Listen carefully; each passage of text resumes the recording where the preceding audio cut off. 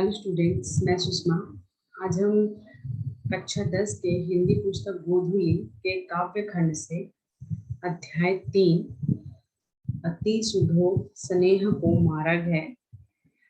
और इसमें और एक छंद है, यानी कि अध्याय 3 में दो छंद हैं। पहला है अति सुधो स्नेह को मार्ग है और दूसरा है मो असुआनी ही लय बरसो। तो ये दोनों छंदों को आज हम पढ़ेंगे और समझेंगे। तो चलिए, इसके जो कवि हैं घनानंद जी, सबसे पहले हम उनके बारे में एक छोटी सी जानकारी ले लेते हैं। घनानंद जी, इनका जन्म 1679 ईस्वी के आसपास हुआ और ये बहुत ही एक अच्छे गायक और श्रेष्ठ कवि थे। सुजान नामक नर्तकी से इन्हें प्यार हो गया था अपने उम्र में। यानी कि इनकी जो प्रेमिका थी सुजान, उनका नाम था सुजान। उन्हीं को लेकर इन्होंने इस कविता में अपने प्रेम भाव को दर्शाया है, जिसे हम जब कविता को पढ़ेंगे तब जानेंगे। सन 1739 में जब नादिर शाह ने दिल्ली पर आक्रमण किया, तब उसके सिपाहियों ने मथुरा और वृंदावन पर भी धावा बोला और बादशाह का मीर मुंशी जानकर घनानंद को भी उन्होंने पकड़ा और इनसे जर जर जर मांगा, यानी कि 3 बार सोना सोना सोना ये मांगा। जब उन सिपाहियों ने घनानंद जी को पकड़ा तो उनसे सोना मांगा। घनानंद ने 3 मुट्ठी धूल उन्हें यह कहते हुए दे दी, रज रज रज, यानी कि धूल धूल धूल। रज रज रज का मतलब है धूल धूल धूल।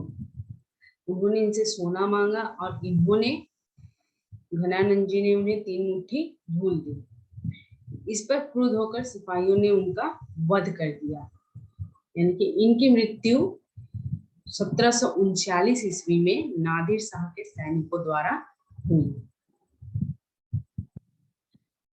घनानंद जी प्रेम की पीर के कवि हैं। इन्होंने अधिकतर प्रेम भाव के ऊपर ही अपनी पीड़ा दर्शाई है और कविता को लिखा है।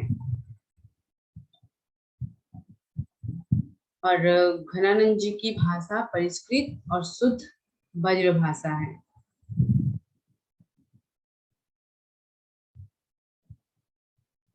घनानंद जी के इन छंदों से भाषा और अभिव्यक्ति कौशल पर उनके असाधारण अधिकार की भी अभिव्यक्ति होती है। ये छंद इनकी रचनावली घनानंद के लिए गए हैं। और प्रथम छंद में कवि जहां प्रेम के सीधे सरल और निश्चल मार्ग की प्रस्तावना करते हैं, वहीं द्वितीय छंद, जो दूसरा छंद है, उसमें मेघ की अनुव्यक्ति के माध्यम से विरह वेदना से भरे अपने हृदय की पीड़ा को दर्शाते हैं, अभिव्यक्त करते हैं। पहले छंद में इन्होंने अपने प्रेम रूपी भाव को दर्शाया है, अपने सरल और निश्चल यानी कि निस्वार्थ जो उनका प्रेम है उसे दर्शाया है। और दूसरे छंद में इन्होंने अपनी विरह वेदना को, जो उनका दर्द है, उसे दर्शाया है, वो भी बारिश के बादल के जरिए।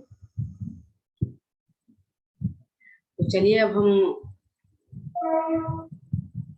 आगे बढ़ते हैं, अपनी कविता की ओर बढ़ते हैं और समझते हैं कि कविता में घनानंद जी ने क्या कहा है, क्या कहने की कोशिश की है।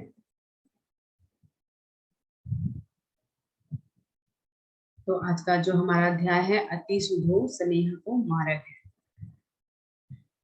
इसे हम पढ़ेंगे। पहली लाइन है इसकी, अति सुधो स्नेह को मार्ग है, जहां नेकू सयानप बाक नहीं। अब इसके कुछ कुछ जो शब्द हैं, काव्य खंड में अक्सर ऐसे शब्द होते हैं जिनके बिना अर्थ जाने हम उसकी व्याख्या नहीं कर सकते हैं। तो इसलिए मैं इसे पढ़ाते पढ़ाते आपको उन कुछ शब्दों का अर्थ बता दी जाऊंगी और आप उसे नोट डाउन कीजिएगा। अति सुधो स्नेह को मार्ग है, जहां नेको सयानपे बाक नहीं। सयानपे होता है चतुराई, नेकू मतलब होता है तनिक भी। दूसरी लाइन है इसकी, तहाँ साचे चले तजी आपन पाओ, झुझुके कपटी जो निसाक नहीं। झुझुके मतलब होता है झिझकते रहना, और तजी मतलब होता है त्याग, आपन पाओ का मतलब होता है अभिमान अहंकार, निसाक का अर्थ होता है शंका मुक्त। यहाँ कवि कहते हैं कि स्नेह यानी कि प्रेम का जो मार्ग है सीधा और सरल होता है, इसमें तनिक भी चतुराई या टेढ़ापन नहीं होता, और इस सच्चे मार्ग पर वही व्यक्ति चल सकता है जिसमें अहंकार या अभिमान या फिर किसी भी तरह का कोई घमंड न हो। इस पर चलने वाला प्रत्येक व्यक्ति सरल और शंका मुक्त होना चाहिए, तभी वो व्यक्ति प्रेम के मार्ग पर खड़ा उतर सकता है। तीसरी लाइन है इसकी, घन आनंद प्यारे सुजान सुनो यहाँ, एक तय दूसरो आंक नहीं। आंक मतलब आंकना, चिन्हित करना। चौथा लाइन है, तुम कौन धो पाटी पढ़े हो, कहो मन लेहू पे देहू छटाक नहीं। पाटी यानी कि पुस्तक, और छटाक यानी कि माप तौल का एक छोटा सा पैमाना, एक छोटा सा हिस्सा। यहाँ कवि घनानंद जी कहते हैं सुजान को, जो कि मैंने आप लोगों को बताया है, जो उनके दरबार में एक नर्तकी थी, नृत्य करती थी, नाचने का, नृत्य मतलब नाचना, और उनसे उन्हें प्यार हो गया था। उनके बारे में यहाँ बता रहे हैं कि उनको सुनाकर कह रहे हैं, कहते हैं कि, या फिर हम ऐसा भी कह सकते हैं कि उनको संबोधित करते हुए कहते हैं कि मेरे हृदय में केवल तुम हो, और मैंने तुमसे सच्चे हृदय से प्रेम किया है, और मेरे हृदय में सिर्फ तुम ही अंकित हो। और कह रहे हैं कि सुजान को कि तुमने कौन सी पुस्तक पढ़ी है, ऐसी कौन सी पुस्तक पढ़ी है, ऐसी कौन सी प्रेम रूपी पुस्तक तुमने पढ़ी है, जो कि जिसमें कि ऐसा दर्शाया जाता है, ये लिखा है कि मैंने तो अपना सब कुछ, अपना सर्वस्व तुमको सौंप दिया। सर्वस्व का मतलब यहाँ पर धन दौलत से बिल्कुल भी नहीं है, यहाँ पर कवि अपने सच्चे प्रेम भाव को दर्शाते हैं, और उसी की बात यहाँ पर कह रहे हैं कवि। और कहते हैं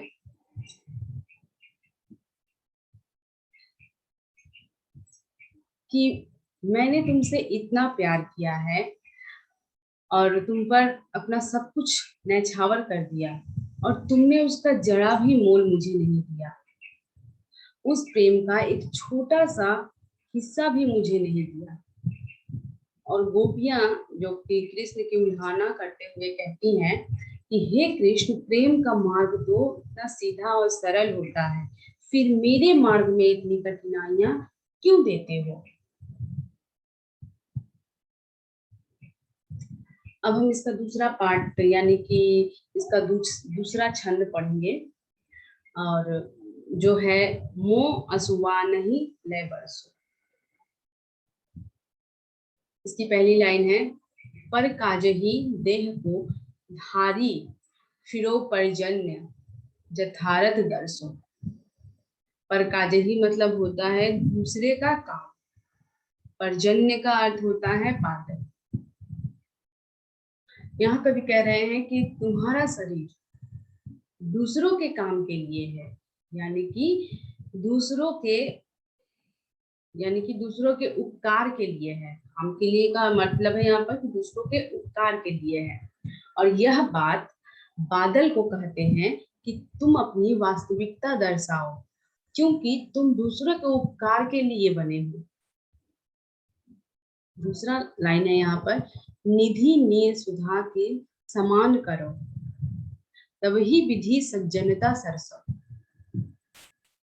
निधि नीर यानी कि जल, निधि मतलब पवित्र, सुधा यानी कि अमृत।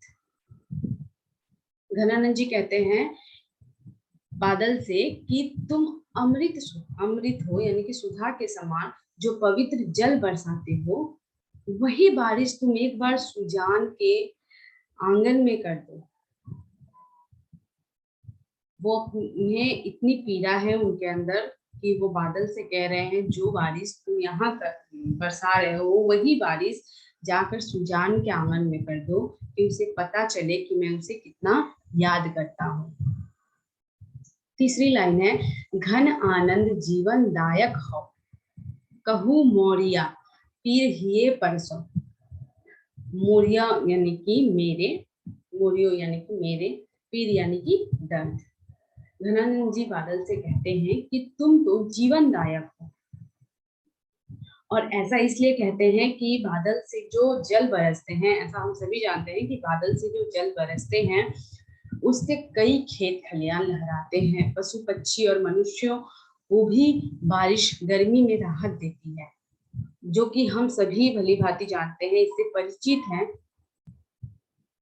तो इसलिए घनानंद जी बादल से कहते हैं कि तुम मेरी भी तो कुछ पीड़ा कुछ दर्द को समझो, मेरे हृदय में क्या है। चौथी लाइन है यहाँ पर, कबहू बा विसासी सुजान के आंगन मुंह असुआ नहीं लय बरसो।